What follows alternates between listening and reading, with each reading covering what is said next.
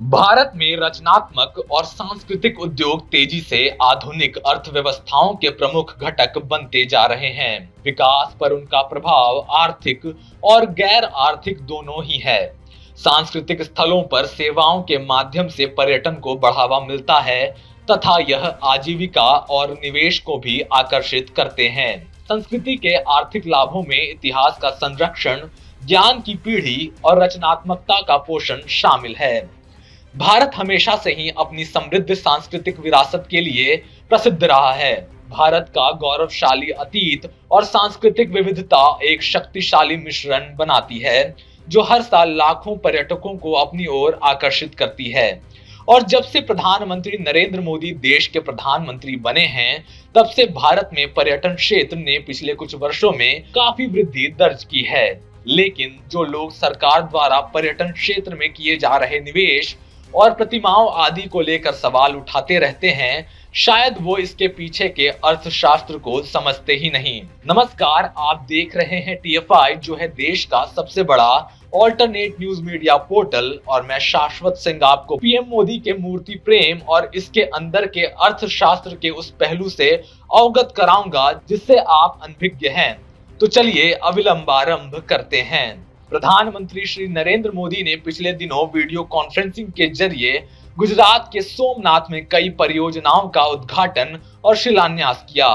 उद्घाटन की गई परियोजनाओं में सोमनाथ प्रोमेनेड, सोमनाथ प्रदर्शनी केंद्र और पुराने सोमनाथ के मंदिर परिसर का पुनर्निर्माण शामिल है।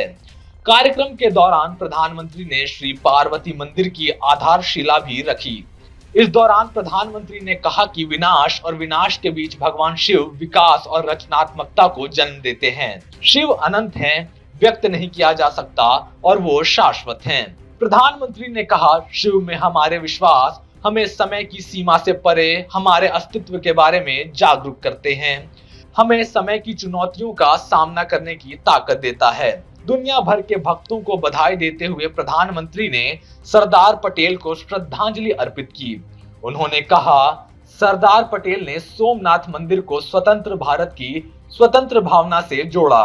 मोदी ने कहा कि यह हमारा सौभाग्य है कि हम आजादी के 75वें वर्ष में सरदार साहब के प्रयासों को आगे बढ़ा रहे हैं और सोमनाथ मंदिर को नया वैभव प्रदान कर रहे हैं। प्रधानमंत्री ने लोक माता अहिल्याबाई होलकर को भी याद किया, जिन्होंने विश्वनाथ से सोमनाथ तक कई मंदिरों का जीर्णोद्धार किया था। उन्होंने कहा कि उनके जीवन की आधुनिकता और परंपरा के मिश्रण से प्रेरणा लेकर देश आगे बढ़ रहा है।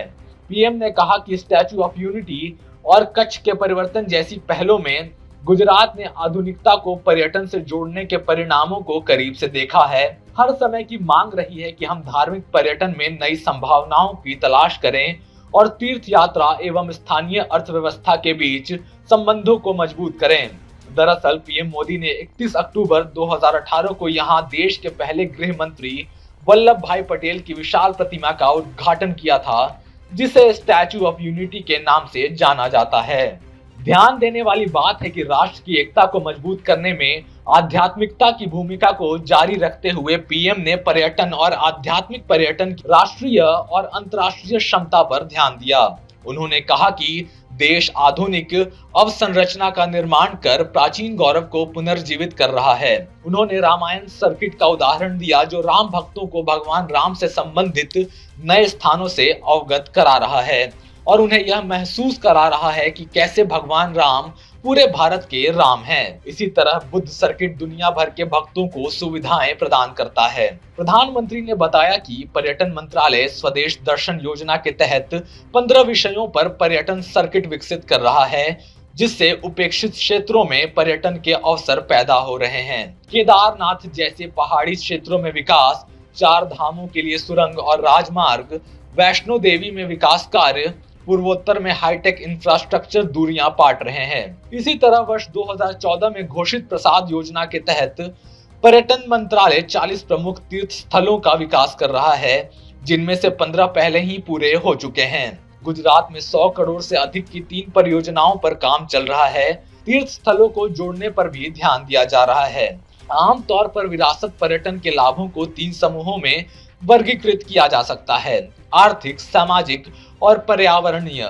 चूंकि वे गंतव्यों और नीति निर्माताओं के लिए सबसे अधिक ध्यान केंद्रित करते हैं, इसलिए हमने पहले आर्थिक लाभों पर ध्यान केंद्रित किया है।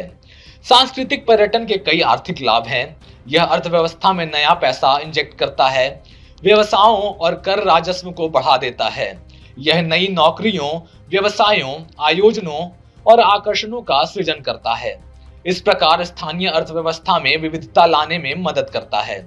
यह छोटे व्यवसायों का समर्थन करता है और उन्हें विचार करने में सूक्ष्म बनाता है। यह महत्वपूर्ण स्थानीय संसाधनों के सक्रिय संरक्षण को बढ़ावा देता है।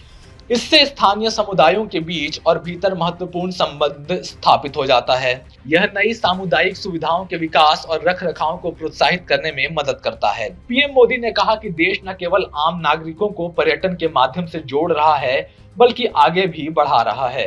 देश यात्रा और पर्यटन प्रतिस्पर्धात्मकता सूचांक में 2013 में 65वें स्थान से 2019 में 34वें स्थान पर पहुंच गया है। आपको बताते चलें कि मोदी सरकार के सत्ता में आने के बाद से स्थिति में काफी बदलाव देखने को मिला है।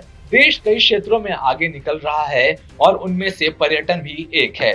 मोदी सरकार देश के कई मंदिरों का जीर्णोद्धार कर उसे विकसित करने में लगी हुई है। सरकार महापुरुषों की गगनचुंबी प्रतिमाओं के जरिए राजस्व जुटाने की कोशिश में लगी हुई है।